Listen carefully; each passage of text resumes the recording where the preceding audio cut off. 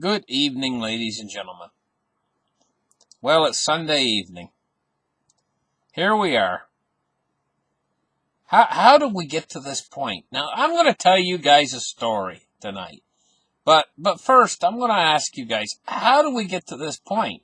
Because, I'm going to tell you guys what. From right now, from this point until the 1st of March, America is either going to stay America, an American, or we're going to turn into Venezuela. Maduro, the leader of Venezuela, he stays in power using the military. So that's how he stays in power. And, they have tremendous poverty in Venezuela. Their power goes out, maybe for a week to a time. The people in the country, a lot of them have lost 20, 30 pounds, not because they want to lose weight, but because they can't find the food, And do we really want America to turn into Venezuela? Now, I'm going to tell you a story of what America was like, back when I was a little kid, like I was about 5 years old, And my father, he used to work as an auto body repairman. He made good money because he was an excellent auto body repairman. Possibly one of the best auto body repairmen I've ever seen in my life. In fact, oftentimes in the shops where he would work, he would be able to repair the cars twice as fast as the ordinary auto body repairman. And, he had a technique how he used to do it. He used to use all machine tools. An awful lot of auto body repairmen, they take a long time to straighten the dents out on a car or whatever, or remove the fenders, or they use wrenches and everything. My father, he always used to use impact guns for everything, and he always used machine tools to get his job done quick. He was trained as an auto body repairman back when they used to use lead.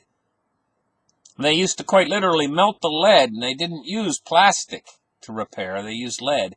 And he was well trained, as a auto body repairman, and he was one heck of a good technician when it come to auto body repair. So he made good money. Oftentimes, he would work in the summer or work in the fall for 4 or 5 months, and he would be able to save $4,000, $5,000, $6,000, because he made real good money. So then he'd take time off of work, and we'd all go on a vacation. He was able to actually, in those days, support our family by only working 6 months out of the year.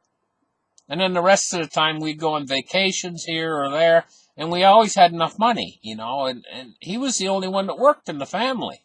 This is what America was like. It wasn't like it is now. I remember when this started, back about maybe 15 years ago, when people had to have 2 jobs at first, And then later, the husband and wife would have to both work and both have a full-time job just to make ends meet. But as things slowly got to the condition that we are now you can't make ends meet. And we've got so many people out of work across the country. But anyway, back to the story. So my father, he worked that summer, and he made enough money where he said, okay, we're all going to take a trip to California, and he saved up $500 he took with him for his trip. Now, just me telling you guys that right now, $500, now, the way things are now, $500 wouldn't get you to the state line. But we left Florida with $500 and took our car, in a big tent. My father always he had this big orange tent. It was made by Coleman. Now, I always remember my father used to pitch that tent in the yard, and he used to paint it. And he had little camp stove, and he used to pour in wax, and he poured in either diesel fuel or kerosene in with the wax, and he'd melt it. And then he would take the brush, and he would paint all the canvas with that mixture. And he'd put about 3 or 4 coats when the tent was out in the sunshine. And then he'd let it dry for a day or so, and then he'd carefully fold the tent back up and put it in the trunk of the car, along with the tent poles. That was one heck of a good tent. And what it reminds me of, it reminds me of the tents we have nowadays, little lightweight tents, and the first little puff of breeze blows them away, they fit in a little tiny bag. But they weren't like those big old tents we had in those days. Those tents we had in those days was made out of heavy duck canvas, and the whole tent was more like a house when you put it up, rather than like a little light flimsy tent. Anyway, he used to have this big orange tent that went in the trunk. We'd take off to California from Florida. So, $500 in his pocket was all he needed. And back in those days, that was a lot of money. I'm going to tell you guys what. That $500 would be like now $5,000 or more. Maybe more. The purchasing power of that $500. So we drove out to California. We went to my Uncle James's house in California.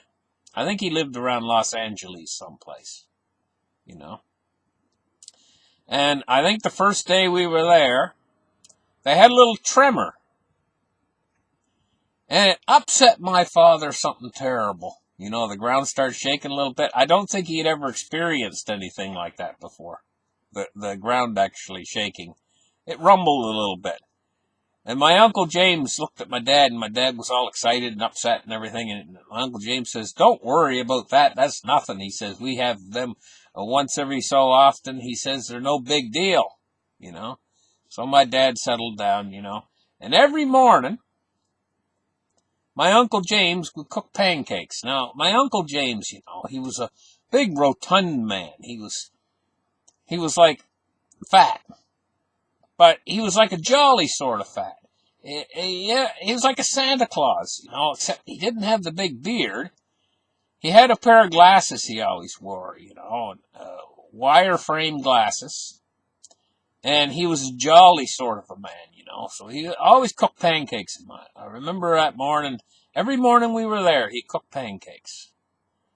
And I remember my mother was there, and I think my mother had a few eggs. My dad had some pancakes, and I used to always sit down at the table.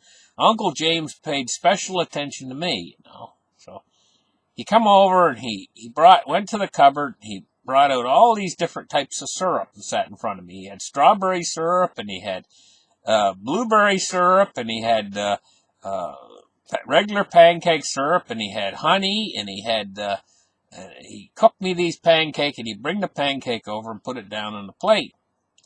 And then every morning he'd always ask me the same question. He said, "Why do you like pancakes?" he would say. And of course, my dad would be sitting next to me and my mother on the other side, and I'd always say the same thing. "Because they're sweet," I'd say. And then Uncle James, he would just start roaring in laughter from that. I don't know why he found that so funny, but he just couldn't stop laughing, as he was cooking the rest of the pancakes. And he would have the bacon frying in the pan and the eggs and everything. I'm going to tell you guys what. I'm trying to paint a picture for you guys of what America was like back in those days. Everybody was civil to one another. Everything was like it was like a different America than we have now. We are on the verge right now. We still have vestiges left of what America was. But what do we want America to be? Because in this next short period in time, we got to figure that out. Because we don't want to end up like Venezuela. So I'm going to tell you guys what. Tonight, between now and March, I'm either going to come on here in March and I'm going to say to you guys, guess what? America's still here. or I'm not going to come on at all. And if I don't come on at all, the reason why is because America has turned into Venezuela, and I don't have any power. I don't have any internet to come on. So one of two things is going to happen here. Either I'm going to come on in March, the 1st of March, and say, hey, you know what, guys? We've sailed through this, and we still have an America. Thank God. Everything is still there. Or, I'm not going to be on at all because I'm going to be sitting in the dark trying to survive. Because I'm going to tell you what, Canada here, we share a long border with the United States of America. And we share a power grid. We also share a telecommunications grid with America. Everything's interconnected. It doesn't just stop at the border. Yeah, I know, we got a border there between Canada and the United States. But the telecommunications grid, the power grids, they don't just stop there at the border. They're connected. Almost like Siamese twins, you know. I mean, you got a big problem. You got a pair of Siamese twins and one of the twins dies. The other twin's got a hell of a big problem. You know, what can I say? I mean, America. I grew up in America. I remember what America was like. All those years. 26 years. I grew up in America. I worked in America. I paid taxes. And, you know, I have a very fond place for the American ideal. And it's because I remember what America was like. I want to see us get back to that. To being the America that I remember. Back when Uncle James used to serve me the pancakes, you know. And he used to get that big laugh, you know, and I'd say, well, because they're sweet. Just simple as that, you know. Nobody was on edge in those days. Everybody was happy.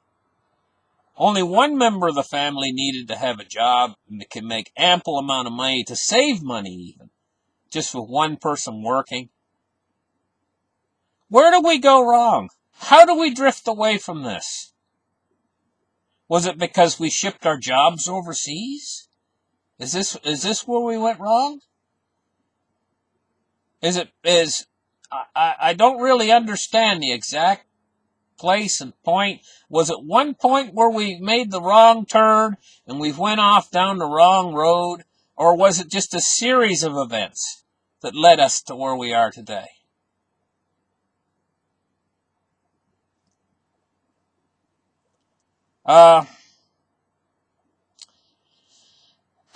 Good night, guys.